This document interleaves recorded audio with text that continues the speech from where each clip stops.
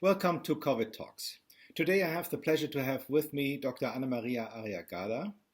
She is a doctor of internal medicine at the University of Chile in Santiago. She also works in a local hospital in Santiago, and she is the treasurer of the College of Physicians of Santiago. And her special interest is also in medical ethics. Welcome, Dr. Arriagada. Thank you, Admar, and thank you to all the AMM for this invitation and this conversation. Now, the situation in Chile is actually not that bad. You have about 17,000 identified cases in the country, and as bad as it is, more than 200 people have died from the disease. But in general, one would say that is still a relatively low number. Is this because you are lagging behind on the southern hemisphere due to the fact that you are coming from summer and going into fall now? Or has this other reasons why the number of cases of COVID-19 cases is so low? We are a little bit concerned because we see that we haven't reached yet the probably like stable numbers. We have seen on the last week that the speed of rise of the new cases is growing a little bit, and we are reaching in some of the regions of Chile, because my country is divided in big districts or regions. In some of these regions, there is a little bit of saturation of the use of critical beds and of ventilators. So we are pretty much concerned, and we have been very cautious in not engaging in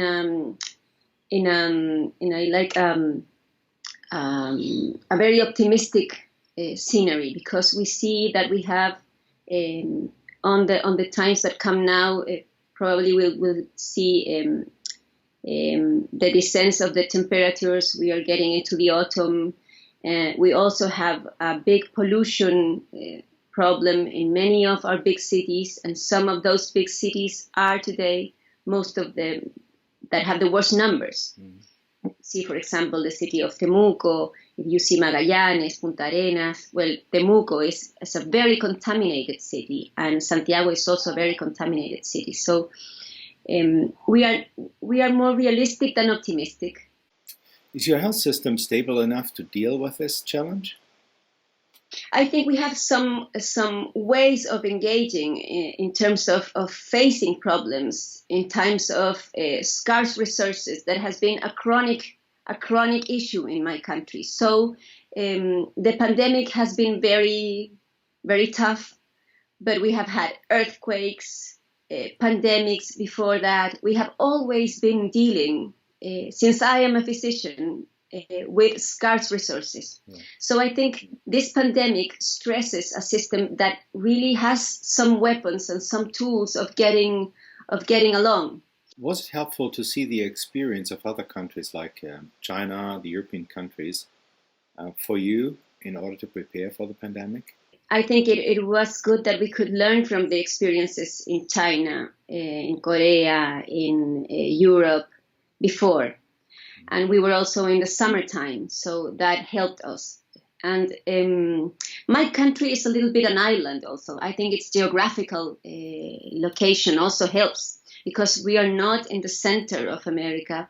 We are like a little bit ahead in the south.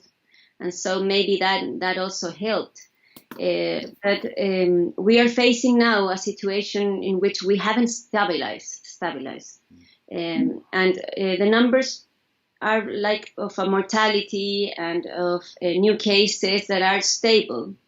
But we prefer to be realistic and not optimistic about it, because we are really facing some difficult issues in some of the regions and some of the hospitals. Do you have measures like lockdowns, restrictions on meetings? Midst of January, I would say. They started to bring some alert on the situation and some epidemiological alert. And then they started restricting people who came from other places. And in the midst of February, they asked for our compulsory notification of any new case. And then they started to accommodate to the new definitions of a case. Those were changes that were ongoing from a respiratory sickness in somebody who had traveled or contacted someone who came from abroad.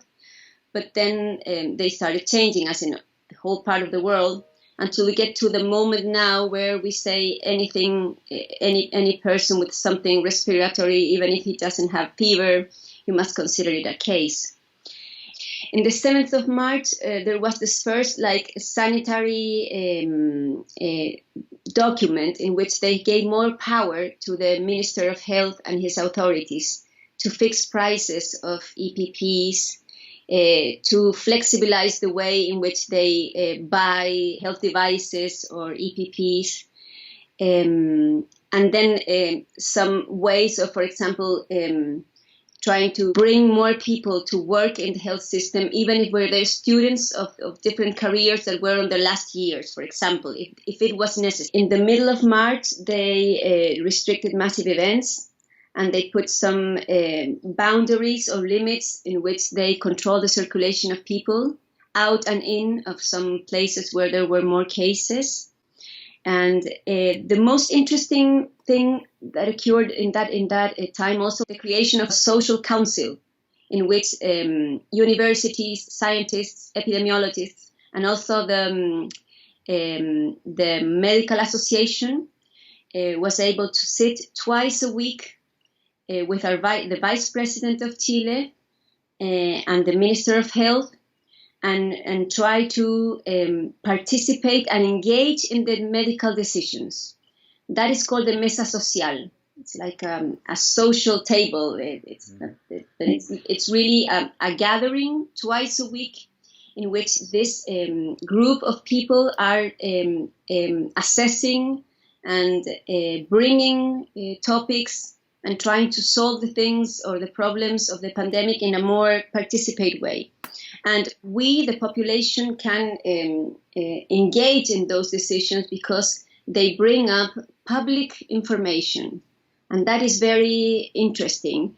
It hasn't been the whole so successful sometimes because they have been struggling to have more information.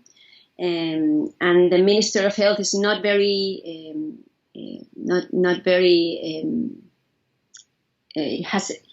he has had some trouble in bringing that information to the table, but it has been very, very interesting.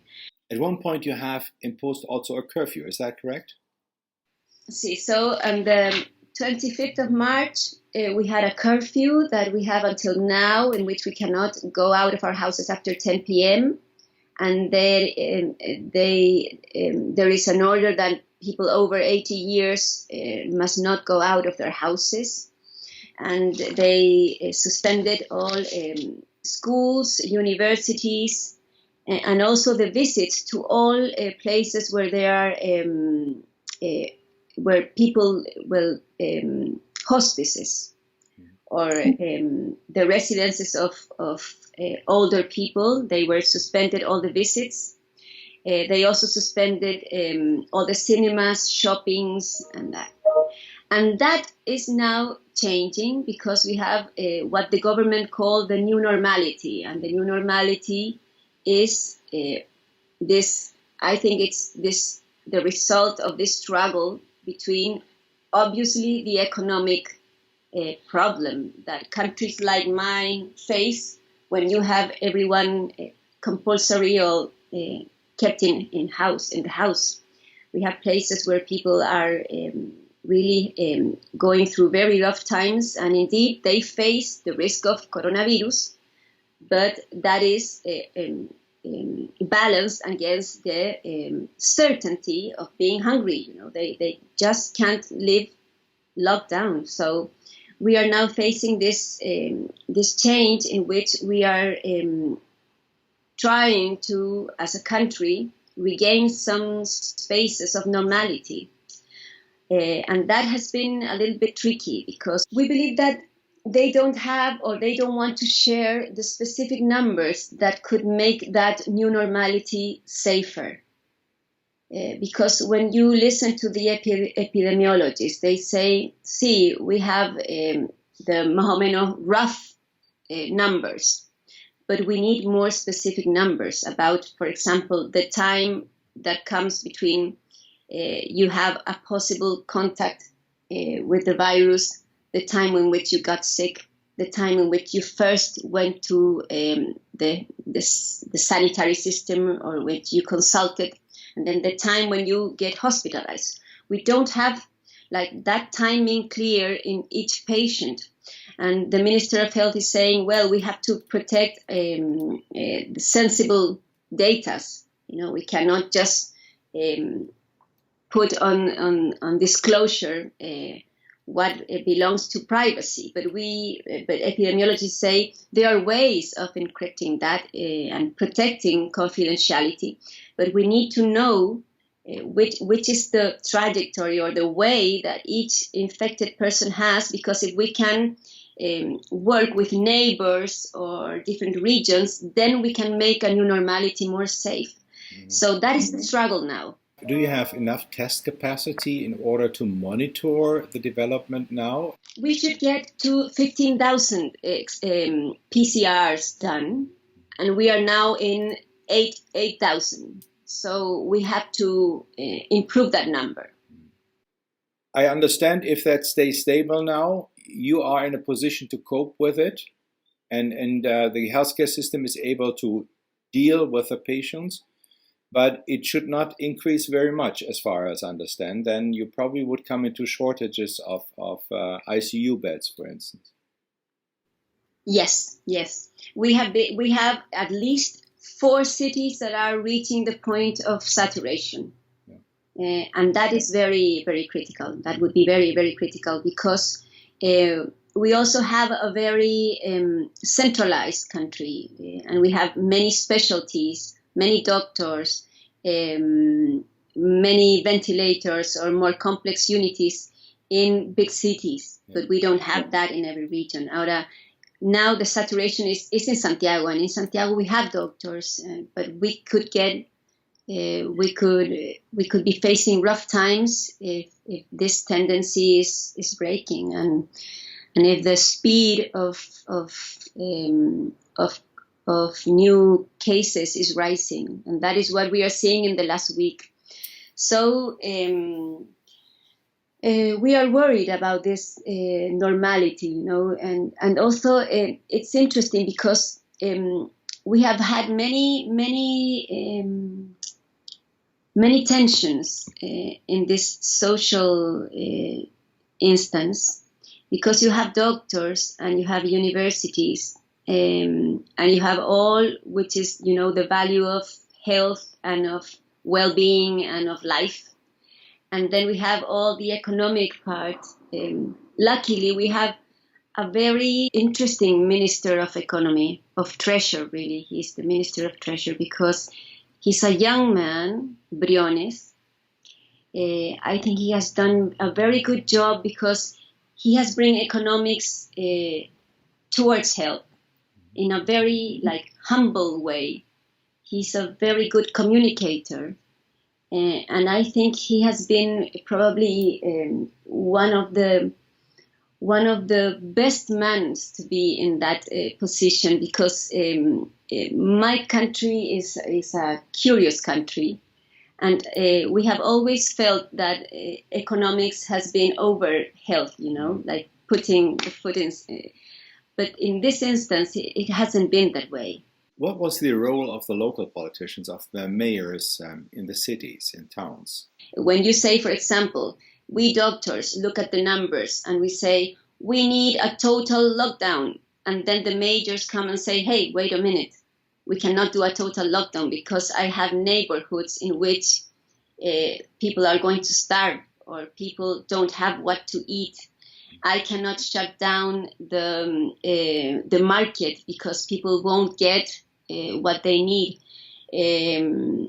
Majors are, for example, playing a very, very important role in terms of dealing with houses where there are lots of old people, that we couldn't see if it weren't for them. In Chile, like in many other Latin American countries, you have big differences, especially in wealth, between urban populations and, on the other side, poor indigenous populations. Do you see that those indigenous populations or poor populations in general are at a higher risk in Chile, or is that the same? Well, I'm afraid that with the data that we have, we cannot really see that today. Yeah. It's difficult because when you see, for example, the ICU units or the use of ventilators in the private or the public system, they are both equally busy. The ICU units, private or public, will be all dealt in a centralized way by the Minister of Health. So that is very interesting because in this situation, we need every bed. We need public and we will need private beds, and the private beds will be dealt in a centralized way. So that is interesting. And also, it's not interesting, it's a good measure.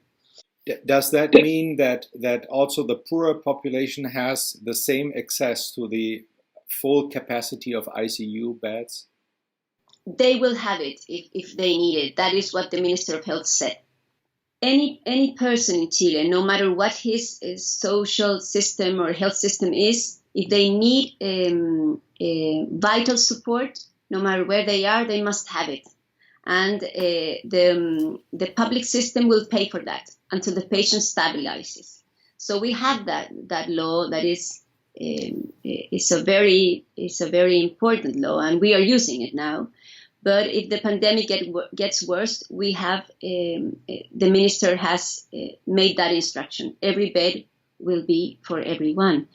But we don't have enough critical beds. We didn't have it before, and we won't have it now. Maybe we could use the beds in the operating rooms, but we won't have if people get massively sick. So that is why this new normality worries us. I think all the inequalities or differences between rich and poor people will be a part of the pandemic and of the post-pandemic because of the waiting lists. We have had a social breakdown in Chile since October that made a huge number of people to have problems of access to the system, to their physicians, to their dates with the physicians, to their treatments, to their studies, to their surgeries. They were all delayed.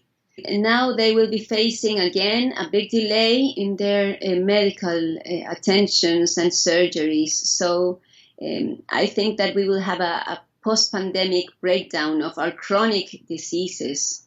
And in those chronic diseases, you can see in a very clear way the injustice, the differences in social determinants. Thank you very much for giving me this interview. I hope very much that you have seen the worst part of the pandemic and that it doesn't increase over the fall.